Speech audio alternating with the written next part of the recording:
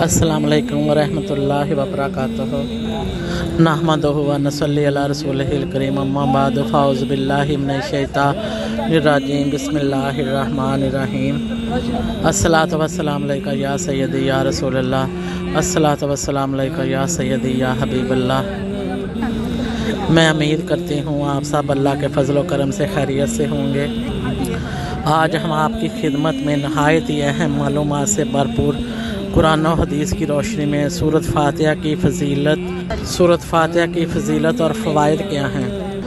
सूरत फातिहा से हम कौन कौन से वज़ाइफ करें जिनसे हमें फ़ायदे पहुँचेंगे। अल्लाह तबारक व तआला ने कुरान पाक को पूरी इंसानियत के लिए रहनुमाई का ज़रिया बनाकर भेजा है। सूरत फातिहा कुरान पाक की सबसे पहली सूरा है। फातिहा से मुराद इब्तिदा में आने वाली या खोलने वाली। सूरह फातिहा को कुरान पाक का खुलासा भी कहा जाता है। सूरह फातिहा में ज़िंदगी का मकसद बयान किया गया है। इस सूरा में हमारे खालिक से हमारा तारुफ़ करवाया गया है और हमारे दीन से हमारा तारुफ़ करवाया गया है। सूरह फातिहा का दूसरा नाम उम्मुल कुरान है, यानी कुरान की माँ, कुरान की बुनियाद।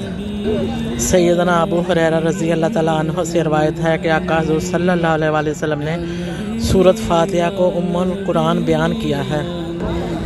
कुरान मजीद में इस सूरा की फ़जीलत इस तरह बयान की गई है। अल्लाह तबारक व तआला कुरान पाक में इरशाद फरमाते हैं कि या नबी सल्लल्लाहु अलैहि वसल्लम, हमने आपको वो 7 आयात अता फरमाई हैं जो बार बार दोहराई जाती हैं। इसमें 7 आयात से मुराद सूरत फातिहा है। सूरत फातिहा वो वाहिद सूरा है जो दुनिया में सबसे ज़्यादा पढ़ी जाती है, क्योंकि इस सूरा का ज़िक्र हर नमाज में होता है। सूरह फातिहा के बग़ैर नमाज नहीं होती। एक दफ़ा हज़रत जिब्राइल अलैहिस्सलाम आका हुज़ूर सल्लल्लाहु अलैहि वसल्लम की खिदमत में वही लेकर हाजिर हुए। आका हुज़ूर सल्लल्लाहु अलैहि वसल्लम ने एक ज़ोरदार आवाज़ सुनी।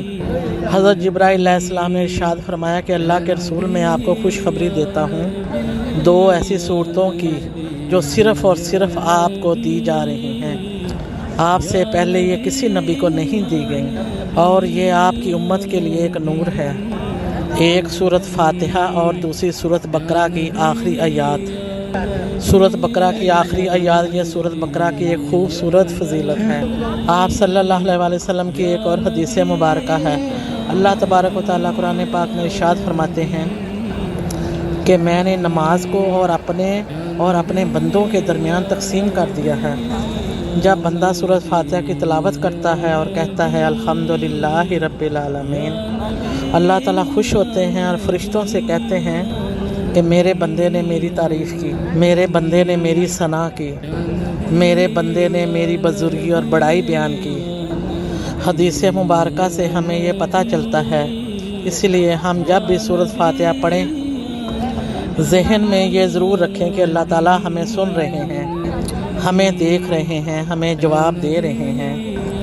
आका हुज़ूर सल्लल्लाहु अलैहि वसल्लम की एक और हदीस मुबारका बताते हैं। आका हुज़ूर सल्लल्लाहु अलैहि वसल्लम की इस हदीस मुबारका को हज़रत अब्दुल्लाह इब्न अब्बास रज़ी अल्लाह तआला अन्हु और हज़रत इमाम शाफ़ी ने भी नकल किया है कि सूरत फातिहा कुरान मजीद की बुनियाद है और कुरान पाक उन्हीं को समझ में आता है जिनके दिल में जज्बा चाहत होती है।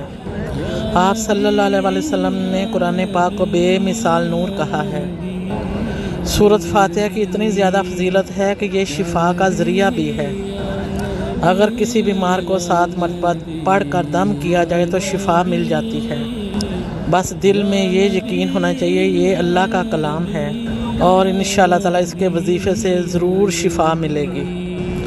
अगर हम अपनी दुआएं कबूल करवाना चाहते हैं तो हमें कसरत से गौर व फिक्र करके सूरत फातिहा पढ़नी चाहिए। क़यामत के दिन आप सल्लल्लाहु अलैहि वसल्लम को एक झंडा पकड़ाया जाएगा। उस झंडे पर भी अल्लाह तबारक व तआला की हम्द व सना लिखी होगी। सूरत फातिहा को ये शरफ़ भी हासिल है कि उसकी फ़जीलत का ज़िक्र अल्लाह ताला ने कुरान मजीद में किया है।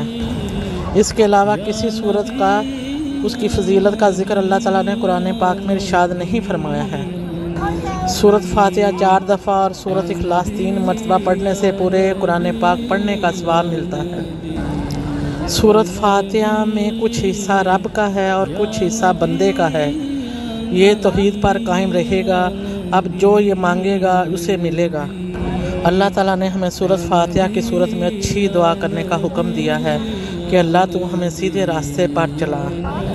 سورۃ فاتحہ کے وظائف اور فضائل بے شمار ہیں۔